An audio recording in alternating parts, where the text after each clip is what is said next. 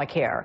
Joining me now, Michigan Congressman Dan Kildee. He is on the House Financial Services Committee. Welcome back to the broadcast. Always good to see you. Thanks for joining me. Thanks for having me back on. So here we go. After Friday's vote, you've got the wheels of repeal all in motion. Is it too late to save Obamacare as we know it?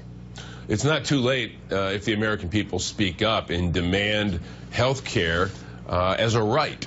And that's what these rallies are about. There are enough Republicans, I believe, in the House and in the Senate who know that health care now in America finally is recognized as something that should not be accessible only to people who are people of means, that it's a human right to be able to not have to worry every night that you're one illness away from bankruptcy, or perhaps not in a position to get the life-saving treatment that every human being ought to have access to. If they speak up, if America speaks up, I think we can stop this. Mainly because the Republicans really don't have a plan. They say they will, but of course Donald Trump says a lot of things.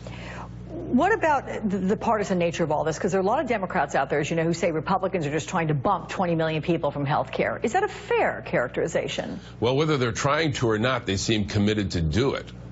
So I think it's fair to look at the consequences of the action, because what they're repealing, when they vote to repeal, they repeal the prohibition on denying a person health care coverage because they have diabetes or they have cancer. They're repealing the requirement that you can't get off your health care. The pre-existing conditions. Well, not just pre-existing, but basically before the Affordable Care Act, if you got sick, your insurance company could cancel your coverage. True. So all of the elements of the Affordable Care Act are about giving people this essential life-saving opportunity. And the idea that they can say, well, we're just appealing the Affordable Care Act or Obamacare without saying what they're going to replace it with puts a lot of people at real risk. But do you believe Obamacare itself has some places where it can be improved? There are some fixes to be done, and if so, what are they, and can those be achieved? It clearly could be improved, but you don't improve it by throwing it away. Obviously, changing the market structure. Part of the problem that we see in some areas of the country is a lack of competition. We've been talking about ways to do that. One of the ways is to allow plans to cross state lines so that more plans can compete for those customers. That would drive down cost. Allowing the federal government, for example, to negotiate with drug companies for lower prescription drug prices.